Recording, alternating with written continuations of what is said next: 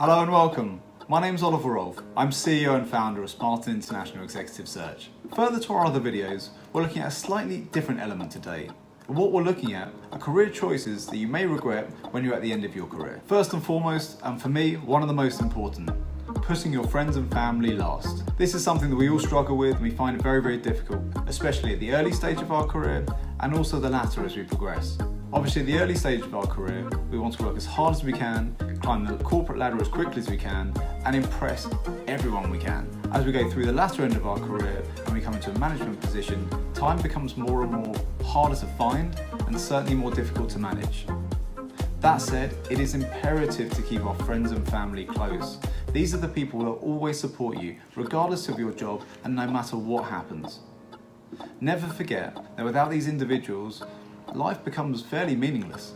Without friends and families to talk to support you, to even discuss or even maybe enjoy the successes that you're having, what's the point? Make sure you don't leave yourself empty, lonely, and you always pay respect to those around you. Another huge regret that always comes up is settling. Settling in the job you're in, the money that you're receiving, the position you're in. There are so many different elements of settling, but it's important. Always strive and always believe in yourself, because your belief means that you don't have to settle. It means you know you can achieve, and your self-confidence within will guide you exactly where you need to be, exactly where you can be, and really where you can achieve without overstretching. But to settle, that's not something you should ever do. Another regret which seems to come up is making decisions based purely on money. Now, whilst we all work for money, and there's no question about that, we all need to live, we all need to earn, and we all need to pay our bills. There's always stress, there's always strife, but we'll always get through it as long as we work hard. When making career decisions purely based on money, an offer can come in at any point that you'll jump and take a higher percentage for, and no one can blame you.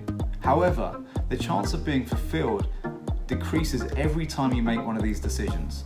When we make a decision based purely on money, we take out the softer factors, the factors that may actually be much more important to us, i.e. the enjoyment of the role, where the role is based. Will you be working 78 hours a week? Are you going to see your families at holidays? Is it really a role that drives you? There are so many reasons to not go for money. Look at the bigger picture. Look about how it impacts you, all around you. But remember, genuinely remember, please, that financials are absolutely fantastic, material objects are wonderful. However, what comes internally will mean so much more to you as you progress through your life. Leading on from money, one of the biggest regrets that people seem to find coming to the end of their career is not finding or focusing on their passion. Those that focus on their career are not only likely to be more happy, but they are much more likely to be more successful as well. If you can imagine being sold an item by someone who's created this item, has passion for this item, and loves everything about it, what it can do for you, absolutely everything, compared to someone who, well, wants to make money. Who are you more likely to buy from? Are you likely to fill something with someone that has passion? Or you're more likely to look for a cheaper price, an object, and a material item that makes no difference to your life? When you find a passion, you deliver at a higher level. Having passion in your career changes a job to a life.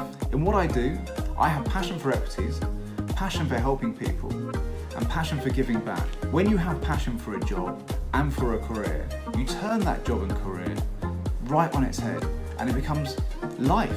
It becomes something you love every single day. Ideas might pop in your head in 2 a.m. and you'll write them down because you know that can help, because you enjoy what you do. It's because you have passion. The last regret, which does come up fairly often, is thinking of yourself and only yourself. It's very, very obvious that you're going to look after yourself in your own career, because if you don't, who will? Being a headhunter for over 15 years, I've spoken to thousands of people, and it's obviously very, very difficult for one to get out of themselves when looking at a career, a job, or making a move. When doing so and when in your career, it's important to look at the greater good. If you're in a team, that you can help the team strive, develop, and be something bigger, stronger, and better as a unit, sometimes it's worthwhile looking at that rather than looking at the individual. I know it's hard. I know it's something that we are alien to doing, because invariably that's how we've been brought up. But when we're part of a team, part of a bigger unit, that's when we can be something even better than ourselves. Be part of something far greater, something far more magical. If you can take the time to listen to others, to listen to yourself, not in your head, but internally, to listen to your real strengths, your real passion, what you want to do, where you want to achieve it, I can assure you that these regrets won't happen to you. I hope this video has been useful, and I do hope you can use it for your career. Don't forget, in everything you do, be positive. Please don't forget to subscribe, like, and comment below with any questions and queries you may have, and any way we can help.